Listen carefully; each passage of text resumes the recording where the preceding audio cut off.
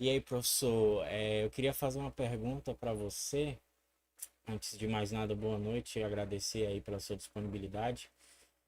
É, Sobre essa mega operação da Polícia Federal, né? Que eu queria abordar para você qual é essa simbologia, né? Da PF realizar essa mega operação justamente na Faria Lima, que é o centro financeiro do Brasil, né? Como eu disse, o noticiário destacou a presença aí de dezenas de alvos em prédios de luxo, escritórios chiques, né? Isso revela muito sobre essa relação entre o crime organizado e o capitalismo financeiro, né? E como é que você vê essa questão toda? Eu gosto sempre de ir para a história, certo? Certo. Quem financiou os projetos coloniais foi a Bolsa de Valores de Amsterdã, Uhum. financiou as navegações portuguesas. Então, a Bolsa de Valores, o setor de finanças, os bancos italianos, principalmente genoveses, venezianos e milaneses, financiaram o projeto de expansão do capital pelo mundo.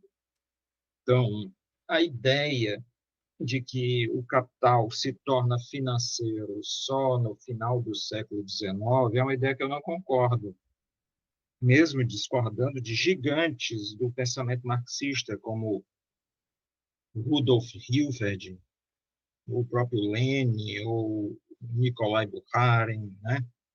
Ou ainda John Robson.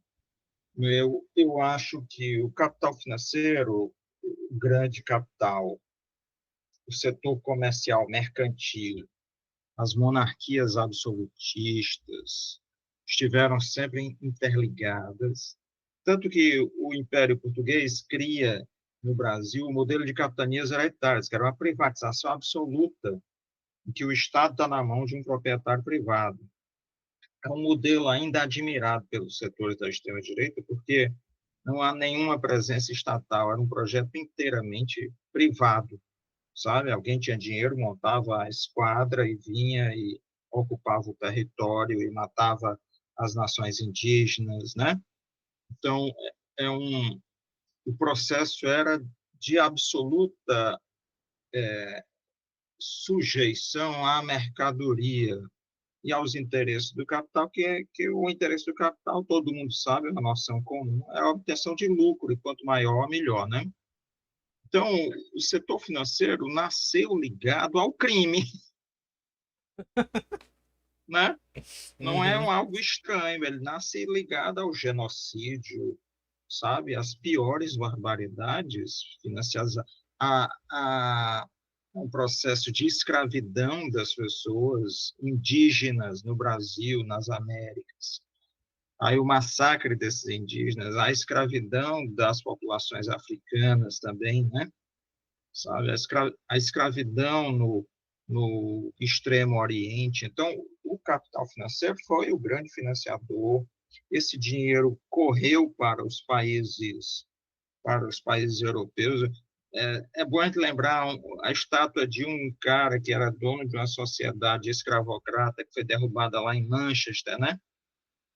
A presença de manifestações contra estátuas desse tipo na Holanda, em Amsterdã, sabe?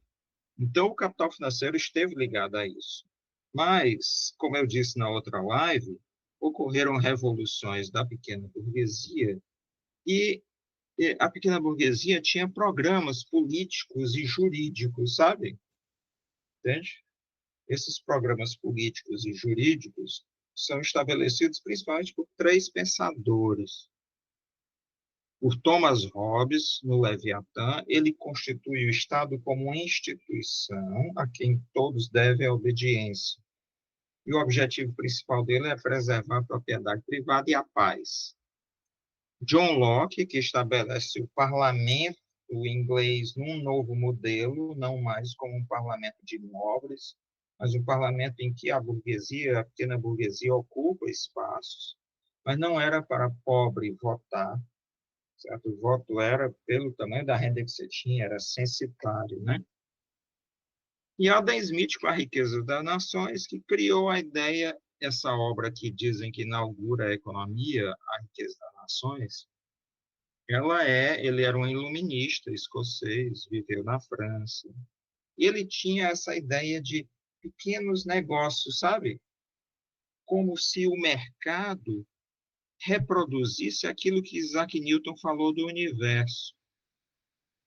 Isaac Newton dizia assim, ó, tem uma força que sustenta os corpos no espaço e eles não caem, entende?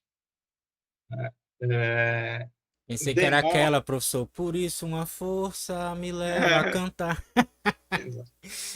o, o Demócrito de Abdera, lá na Grécia Antiga, dizia não, ele não conhecia essa força gravitacional, dizia os corpos estão todos caindo. Como eles estão caindo na mesma velocidade, a gente não sente, sabe? Uhum, Como se a gente estivesse num avião a 900 km por hora e fosse no banheiro do avião, sim. né? Então, você está na mesma velocidade do avião, você não sente. Mas o Newton, Isaac Newton, disse, não, os corpos, na verdade, eles se mantêm uma rota fixa no espaço, porque eles têm a força gravitacional. Aí o Adam Smith vai e diz a mesma coisa. Não, o mercado tem uma força gravitacional, entende?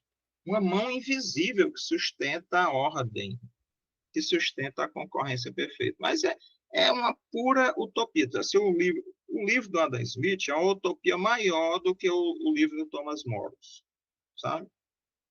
Isso é um mecanismo como se tudo fosse perfeito, o mercado funcionasse perfeitamente. Então, isso não existe.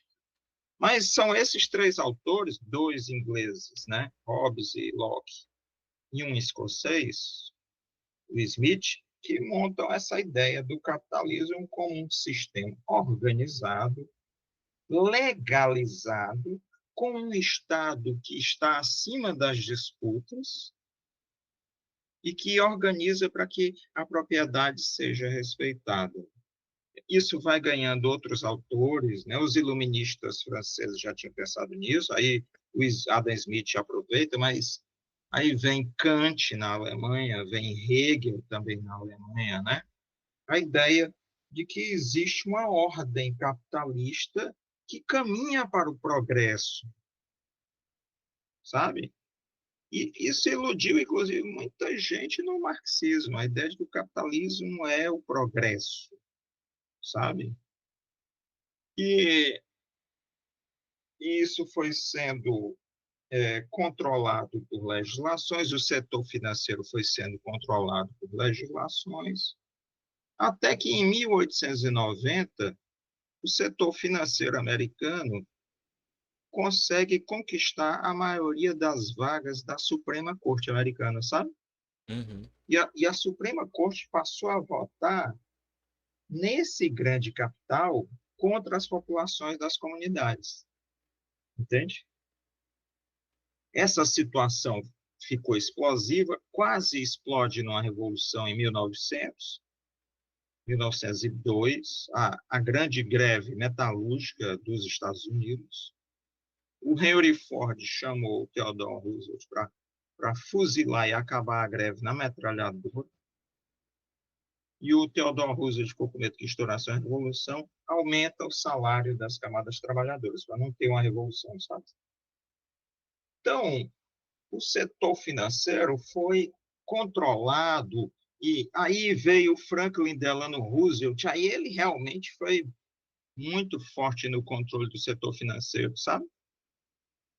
Havia relatórios, eu esqueci o nome do relatório agora, controlando os bancos de especulação e os bancos de desenvolvimento, eles eram separados, né? Mas, durante o governo do Nixon, em 1971, o setor financeiro volta a se organizar. Os paraísos fiscais se expandem, sabe? E os paraísos fiscais são a conexão mais profunda com o crime organizado. Eles não são simplesmente sonegação de tributos no país, tributos, né, impostos e tal. Eles são os locais onde os grandes traficantes de drogas, de armas, de pessoas, né, mulheres, crianças e órgãos, guardam seu dinheiro. Entende? É o local onde se guarda o dinheiro. A CIA controla o tráfico de drogas, todos esses tráficos, a CIA é a grande organizadora. Tem até uma obra, eu até indiquei para um amigo meu, ele fez um artigo, a CIA como crime organizado, de Alfred McCoy, sabe? Muito interessante, professor. Inclusive porque tem essa simbologia do cinema norte-americano, né? De retratar sempre os latinos como os culpados, né? Aí trazem lá o Scarface, trazem lá não sei quem, né? E nunca a gente vê assim um cara de lá dos Estados Unidos como o grande, né? Por que será? Sim. Deixa eu ver aqui se eu acho o livro e mostro para vocês. A CIA como crime Beleza, organizado. beleza. Enquanto o senhor vai procurando, eu vou colocando o comentário do pessoal aqui que tá chegando na live. O Walter de Souza botou boa noite, camaradas. Boa noite, Walter. Aqui, achei. Heraldo por Deus, boa noite. Muito bom ouvir vocês. Em Souza, Paraíba, acompanhando a gente lá direto da Paraíba. Boa noite, Legal. Heraldo. Aí ele botou aqui, ó. Adam Smith admitia que a riqueza dos países europeus advinha da colonização. Inclusive admitia escravidão nos países colonizados. Ele colocou aqui. Sim. É. Olha só. O John Locke era contra a escravidão, mas Uhum. era sócio de uma sociedade escravocrata, né? Muito Olha legal. aí. Aqui, ó, Douglas Valentine, eu esqueci o nome. Eu pensei que era o Alfred McCoy. O Alfred McCoy tem um livro mais ou menos nesse sentido. Dá para ver? Uhum. Dá, tá vendo. Crime CIA, Organized Crime, CIA, crime organizado, né? A CIA como crime organizado. Tem um S aqui antes, né? Uhum. A Ah, é luz está verdade. ruim, né? Mas a CIA aproveitou, então, os paraísos fiscais e ela investiga as contas que estão lá, certo? Uhum. E controla esse. Então, quando um traficante se torna incômodo, ela vai lá e elimina, como o Pablo Escobar, Uhum. entende? E ela, inclusive, fez dois grandes vazamentos, os Panama Papers e os Pandora Papers. Foi Uhum. engraçado, nem todo mundo apareceu. O Uhum. pessoal daqui do Brasil, a sua grande maioria não apareceu e outros locais não apareceram. Mas estava todo mundo lá, artistas, esportistas, realeza, tudo, né? Tava. Por quê? Porque você desmoralizou o paraíso fiscal, que era o Panamá, a cidade do Panamá, principalmente, desmoralizou os paraísos fiscais do Caribe com os Pandora Papers, né? Aí esse dinheiro correu para onde? Para a Flórida, que se tornou paraíso fiscal, para Delaware, que é outro estado americano, e Nevada. Inclusive, parece que há outros estados americanos que também se tornaram paraísos fiscais. Assim, ela controla os muito ricos do mundo, a CIA, e controla o crime organizado a partir daí, entende? Uhum. Né? Então, a unidade entre setor financeiro e crime, para mim, não é novidade. Né? Não é novidade. Até porque esse pessoal, a ideia deles, eles ficam falando contra o Estado, mas, na verdade, eles são contra lei, Uhum. Sim, verdade. entende? Eles são Lei, contra a lei, regulação, né? regulação, criminalização dos seus atos, né? Então, esse movimento neoliberal, o movimento anarcapaz, no fundo tem o objetivo de eliminar uma série de reformas humanizadoras que houve desde a Revolução Inglesa para cá, desde o século XVII para cá, que de certa forma constrangeram o capital, que ele não pode fazer tudo em alguns locais, né?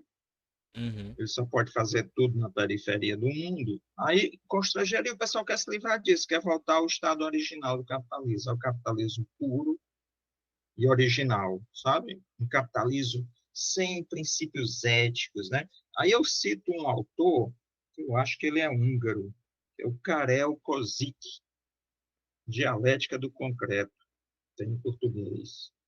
Ele diz isso, olha, o capitalismo É o predomínio absoluto da mercadoria.